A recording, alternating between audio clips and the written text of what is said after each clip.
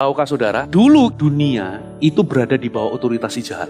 Tapi once darahnya yang tercurah, dia membeli kita dan lunas dibayar. Begitu lunas, langsung ganti kepemilikan. Kita tidak lagi milik iblis. Iblis tidak lagi punya hak atas hidup kita. Kita menjadi miliknya Kristus. Supaya hidup kita ini ada sebuah tujuan yang mulia. Tujuan yang mulia itu apa? Kita nggak lagi hidup bagi diri sendiri, tapi hidup bagi Kristus. Hari ini ada 3 pelajaran tentang keselamatan kekal. Pelajaran yang pertama, saudara, kita semua ini pasti mati. Kita semua berdosa. Tanpa sadar manusia ini tertipu. Iblis menipu kita seolah-olah dosa itu gratis. Dan semua orang melakukannya dan it's okay. No, that's not okay. Berapa banyak hidup orang itu hancur gara-gara dosa. Berapa banyak orang kena penyakit karena dosa. Di dunia yang akan datang dikatakan upah dosa adalah maut. Nah, maut itulah yang namanya kebinasaan kekal. Kalau kita mati di dalam dosa kita, gak akan ada lagi kesempatan kedua.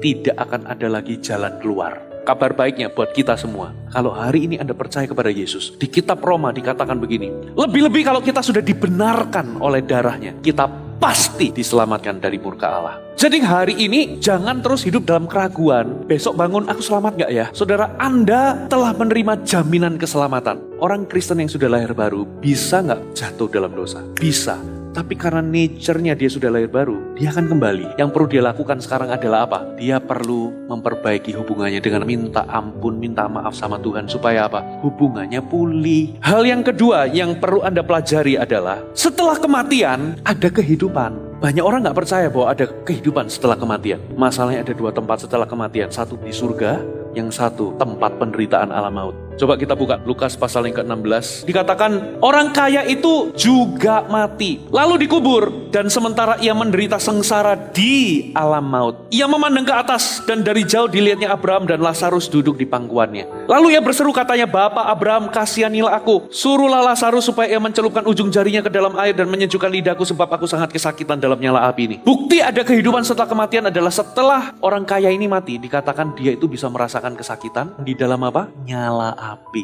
lalu haus. Berarti semua panca indera kita itu lengkap, jiwa kita itu lengkap ketika masuk ke alam maut itu. Ketika Anda masuk di situ, langsung Anda akan panik, Anda akan takut sampai gemertak, dan Anda akan teriak, "Tolong kasihani aku, buat aku keluar." Tapi kesempatan sudah tertutup. Jadi orang kaya ini masuk ke neraka itu bukan karena dia kaya. Jadi ini tentang mereka terima firman atau terima Injil enggak, mereka terima Kristus atau tidak. Makanya kalau Anda mau bertobat, itu sekarang waktu Anda masih bernafas. Jangan ditunda, karena kita nggak tahu 2 jam lagi kita masih hidup atau mati. Nah, kita masuk ke poin yang ketiga sekarang. Kita akan menghadapi penghakiman, atau kita akan menghadapi pengadilan Tuhan. Ada 2 pengadilan yang akan kita terima setelah kita mati. Yang pertama itu adalah pengadilan tahta putih. Ini pengadilan untuk apa? Pengadilan tahta putih itu adalah pengadilan untuk semua orang. Dan bagi yang tidak menerima Kristus, mereka akan dilemparkan bersama-sama dengan maut dan kerajaan maut ke lautan api.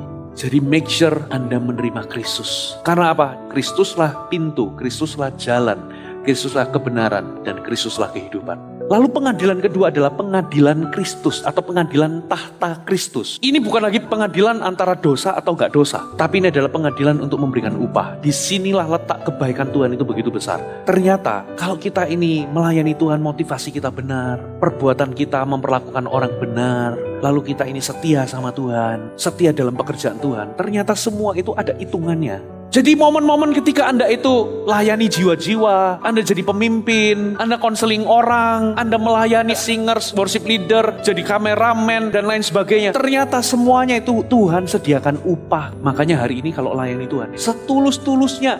Karena apa? Semua jerih lelah kita tidak akan pernah sia-sia. Ada amin?